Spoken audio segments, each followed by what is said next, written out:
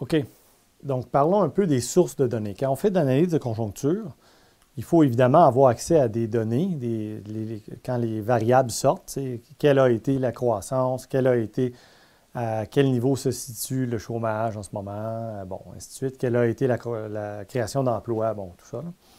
Alors, pour les sources de données, évidemment, les banques centrales et leurs communiqués sont très utiles. Okay? Donc, les banques centrales, en général, et leurs communiqués donnent beaucoup d'informations en soi. Et les banques centrales ont regardé plein de données et ont toute l'expertise pour le faire. Donc, ce qu'on retrouve dans les communiqués de banque centrale, surtout les communiqués écrits, donc les rapports, c'est assez riche parce que c'est une espèce de condensé de toutes les données qui sont disponibles.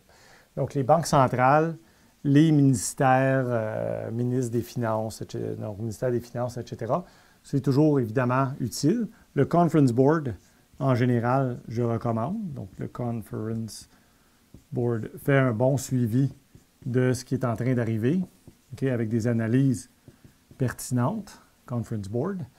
Ensuite, évidemment, il y a tous les médias. Donc là, évidemment, il y a toujours des billets. Il faut corriger pour les billets, mais au moins, on se donne le pouls du marché, donc l'espèce de pouls du marché, en regardant tous les grands médias, les sections économie, finance, business, ces choses-là. Donc, Bloomberg, le Wall Street Journal, le Globe and Mail, le Globe and Mail,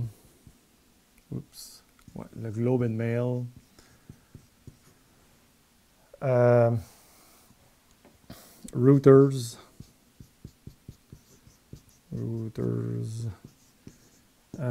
CNBC. Eux autres, ils ont une section sur les banques centrales qui est utile. Là. Donc, qu'est-ce que les banques centrales disent, c'est quoi leur ton, tout ça. The Economist.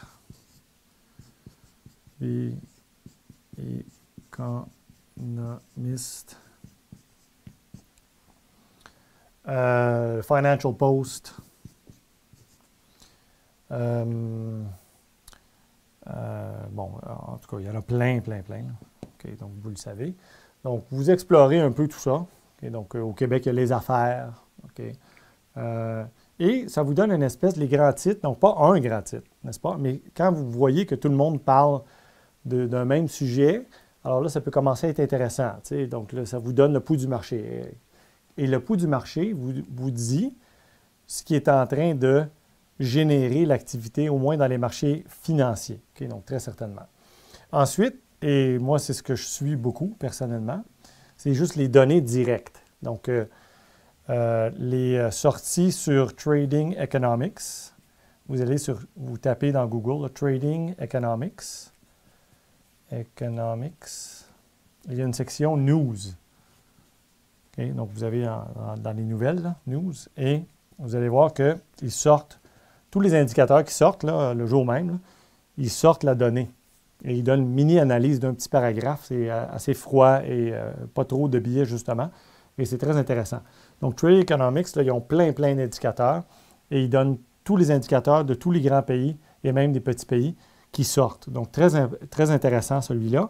Et un outil que j'aime beaucoup, ça c'est surtout pour les pays industrialisés et en particulier les États-Unis, c'est l'outil graphique et d'analyse de données FRED de la Federal Reserve de Saint-Louis. Donc, vous tapez dans Google Federal Reserve Saint-Louis, FRED, F-R-E-D, et vous allez voir un outil là, qui sort.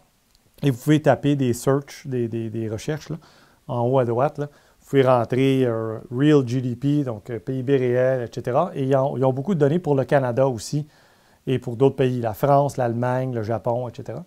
Et vous pouvez faire des graphiques dans cet outil-là. Il est très utile. Et ça, c'est tenu par la Banque centrale des États-Unis. Mais ils ont plein de données sur d'autres pays aussi. Et c'est très utile. Okay? Donc, je recommande fortement.